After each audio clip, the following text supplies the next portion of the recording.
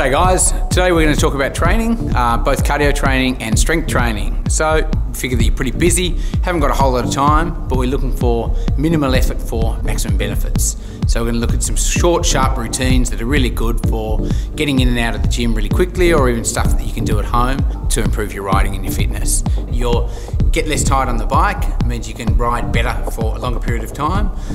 Also, you'll be better at picking up the bike once it hits the ground. If you build up a bit of strength and muscle too, is that if you do fall off the bike, you're going to have a bit more padding there, a bit more safety to prevent an injury in the first place. And also, if you're crashing and you're less fatigued, then you're probably less likely to crash with your arms and legs flailing everywhere.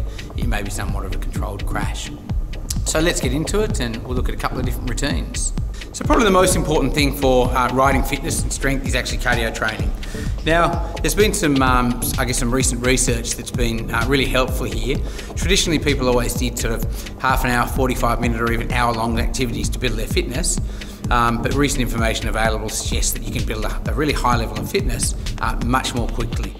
They say about 6 minutes, 8 minutes for a whole week if you're doing it right, or that's at least the intense periods, is equivalent to doing many hours in the past. A bit of a secret to this, and it's about creating intervals. So the idea is you have to have the slower cruises with the high intensity stuff, and you get that balance right. So we'll go through a couple of routines. The first one I'll use kettlebells, and the next one I'll use a rowing machine, just to give you examples of how intervals would work. Okay, so here I've got two kettlebells. I've got a 12 and a 24 kilo, and I'm going to vary between these for my intervals. So what I'm going to do here is train for about 5 minutes, and every minute I'm going to drop this one down and grab that for about 20 seconds. So we'll just start with some basic swings. It's very easy to start with, not very tired, but after a couple of minutes I'll certainly be feeling it. So for this exercise I'll use the 12 kilo bell for about a minute and a half, and then I'll drop it down and I'll grab the 24 kilo bell. The idea there, I'll go quite hard for about 30 seconds with the 24 kilo, then back to that for the cruise. So it's cruise, sprint, cruise and sprint. Using kettlebells, I've got a big variation of weight here. So I've just got a 12 and a 24. You might use an 8 and a 16, you might use a 16 and 32 depending on your strength and level of fitness. So while this isn't a no-cost exercise apparatus, you'll get a couple of kettlebells like this you shop around for about $100 for both. So certainly a very economical way to train and very versatile too. You actually don't need any equipment at all. So the idea is you can do this running. Just important to get the intervals right. So setting your clock, doing about a minute and a half of jog, and then 20 to 30 seconds of sprint. Slowing down to that jog, do that for a minute and a half again, get that recovery going, and then into that sprint. The whole workout can go for whether you're using kettlebells or running. It goes for about 6 minutes and include 3 very clear sections of that burst where you're expanding maximum energy and really getting that heart rate up.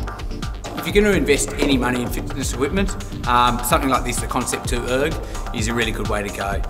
About $1,500 new to buy, second hand anywhere from sort of $800 to $1,200. Best thing about them, you get bored of it, rather than putting it under the bed, just sell it. You'll sell it very, very quickly and you lose hardly any money at all. It's really easy doing interval training on the Concept 2. Just go to the just row setting, you select your time you want to row for, maybe 5 or 6 minutes we'll do now. And what we'll be doing is every 2 minutes, we'll probably do a sprint for about 20 seconds. Really important that the difference between your cruise and your sprint is significant. So obviously the cruise, got to be comfortable at that pace. When you get to that sprint, you're really trying to go all out. And it's important that you keep an eye on the function and ensure that there's a big variation there. So as I'm cruising here, the idea is that I'm keeping the pace around sort of 1 minute 50 for every 500. That's sort of a reasonable cruise pace.